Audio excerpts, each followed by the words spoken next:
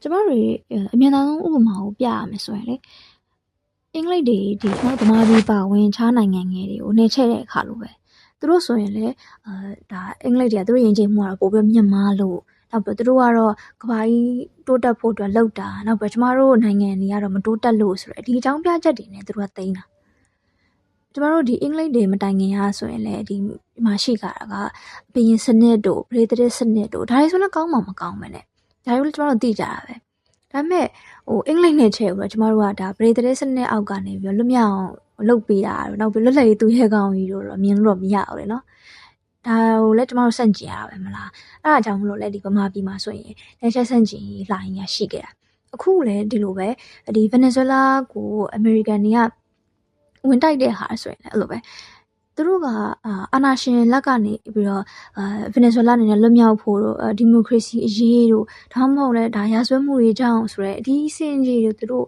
အမေရိကန်တွေနဲ့တွင်သုံးခဲ့တာတကယ်တမ်းအဲ့ဒါတွေကဘာမှမဟုတ်အကုန်လုံးကသူတို့အကျိုးစီးပွားအတွက်သူတို့ကကမ္ဘာထိပ်သီးနိုင်ငံဖြစ်နေဆက်ပြီးတော့ရပ်တည်နိုင်ဖို့ဒီဟာတွေအတွက်ပဲဒီတန်တွေကိုလည်းအရှိမလစ်ဗျားတို့နောက်ပြီးပနားမားတို့အီရတ်အာဖဂန်နစ္စတန်ဆီးရီးယားဒီနိုင်ငံတွေကလှည့်ပြီးတော့ခံရပြီးသားကျူးဘားဆိုရင်တော့တောက်လျှောက်မျက်စိပစ်ခံလာရတာဒီနိုင်ငံတွေမှာအမေရိကန်မတိုင်ခင်ကရှိနေပြီးသားအစိုးရတွေကကောင်းတယ်ဆိုပြီးကျွန်မဆိုလို့ကျွန်တော်မဟုတ်ဒါပေမဲ့အဓိကပြဿနာကဘာလဲဆိုတော့အမေရိကန်တွေကစစ်ရေးရပဲဖြစ်ဖြစ်စီးပွားရေးရပဲဖြစ်ဖြစ်နိုင်ငံရေးရပဲဖြစ်ဖြစ်ဒီနိုင်ငံတွေပေါ်နေချဲ့ပြီးရဲ့နောက်မှာအဲ့ဒီနိုင်ငံတွေမှာအကုန်လုံးကလုံးလေချလေလိုက်ပြီးတော့အဲ့ဒီမှာရှိတဲ့လူထုကလည်းဂုတ်သွေးဆုပ်ခံရပြီးတော့ကြမ်းခဲ့တာကြီးပဲဒီနိုင်ငံတွေအကုန်လုံးဘယ်နိုင်ငံမှပြန်ပြီးတော့ခေါင်းထောင်လာလို့ရတဲ့အခြေအနေမှမရှိဘူးအခုလေTrump ကကိုလံဘီယာတို့နောက်ပြီးတော့ခါကျ Greenland တို့သူတို့တစ်ခုလှုပ်လိုက်မှာစစ်ရေးရတစ်ခုလှုပ်လိုက်မယ်ဆိုတဲ့ပုံစံမျိုးနဲ့ချင်းချောက်နေရရှိတယ်ကျမတို့ကိုယ်တိုင်ကလည်းအင်အားကြီးနိုင်ငံနဲ့ကပ်နေတဲ့နိုင်ငံငယ်လေးကျမတို့ကဒီသမိုင်းတွေကိုမသိထားဘူးဆိုရင်ဒီကိစ္စတွေနဲ့ပတ်သက်လို့အမြင်မရှင်းနေဘူးဆိုရင်နိုင်ငံကြီးတွေရဲ့ဒီပါဝါအပြိုင်တာတွေကြားထဲမှာကျမတို့မြေစာပင်ဖြစ်သွားလိမ့်မယ်ဒါကြောင့်မို့ကျမတို့ကအမြင်ရှင်းထားဖို့လိုပါတယ်ကျမတို့အခုဒီကန့်ကွက်စာထုတ်တဲ့ဟာမှာကတော့ကျမတို့အဖွဲ့ဘဂလာများအဖွဲ့ချုပ်ရယ်နောက်ပြီးတော့ဒီဗမာနိုင်ငံလုံးဆိုင်ရာမြို့သမီးများသမဂ္ဂဗမာတာရယ်နောက်ပြီးတော့ဒီရနဘုံတောက်တူကျောင်းသားများသမဂ္ဂရယ်နောက်ပြီးတော့ဒီတိုးတက်သောမွတ်စလင်လူငယ်များအစည်းအရုံးလိစုလူငယ်အစည်းအရုံးသွေးစွန်းငွေကမ်ပိန်းပါတယ်နောက်ပြီးတော့ခါကျတော့ဒီစစ်ငိမ့်မန်ဖောင်ဒေးရှင်းဒီသမဂ္ဂအဖွဲ့အစည်းတွေနဲ့နောက်ပြီးတော့ခါကျတော့ဒီအရက်ဖက်အဖွဲ့အစည်းတိုးတက်တဲ့အရက်ဖက်အဖွဲ့အစည်းတွေပါကြပါတယ်မူရစေဝါကိစ္စကတော့မဟုတ်ပါဘူးတတ်မဲ့အကြောင်းရှာတာပါမနစ်ကနှစ်ကုန်ဒီဇင်ဘာလကတင်မူရစေဝါအမှုနဲ့ဖမ်းခံထားရတဲ့ဒီအမေရိကတိုက်လေပိုင်းနိုင်ငံတစ်ခုကသမ္မတတယောက်ကိုTrump ကလွတ်ငင်းပေးလိုက်တာပဲပြီးရင် American series မှာရောက်လာတဲ့ဒီမူရစေဝါအများစုကကိုလံဘီယာတို့နောက်ပြီးမက္ကဆီကိုတို့ဒီတွေကနေပြန်လာတာဗင်နီဇွဲလားလာတာမဟုတ်အဓိကတော့သူတို့အဓိကလုပ်တဲ့အကြောင်းပြချက်ကတော့ဗင်နီဇွဲလားကရေနံထွက်တာအရန်မှာပေါ်တဲ့နိုင်ငံအမေရိကအနေနဲ့ဆိုရင်လည်းဒီရေနံတွေကိုသူတို့ဒေါ်လာနဲ့US ဒေါ်လာနဲ့ပြန်ပြီးရောင်းနိုင်မယ်နောက်ပြီးတော့ဒီ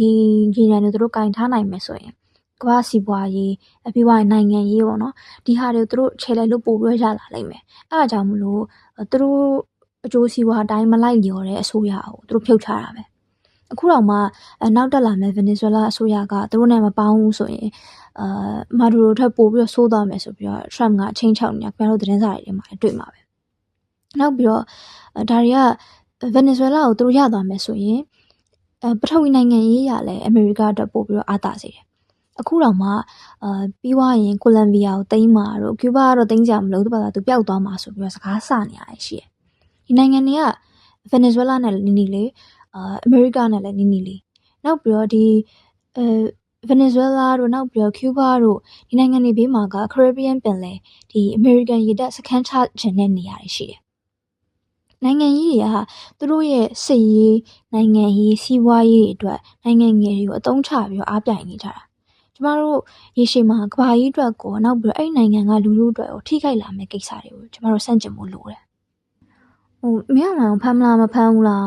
းဆိုတဲ့ကိစ္စကတော့ကျမတို့မှတ်ချက်မပြုတ်လို့ဒါကကြိုပြီးတော့ခံမှန်းနိုင်တဲ့ကိစ္စလည်းမဟုတ်ဘူးလေအင်အားကြီးနိုင်ငံတွေအနေနဲ့ကသူတို့အကျိုးစီးပွားအတွက်လိုအပ်တယ်ဆိုရင်နိုင်ငံငယ်တွေကအာဏာရှင်တွေကိုဒါမှမဟုတ်လည်းအစိုးရတွေကိုဖြုတ်ဝင်လည်းဖြုတ်ချနိုင်တယ်ဒါမှမဟုတ်လက်သက်မှုရလည်းဖြစ်နိုင်တယ် ဘာဖြစ်လာမလဲဆိုတာကတော့ဒီကမ္ဘာနိုင်ငံရေးချိန်ခွင်ရှာမှာသူတို့အကျိုးစီးပွားအတွက်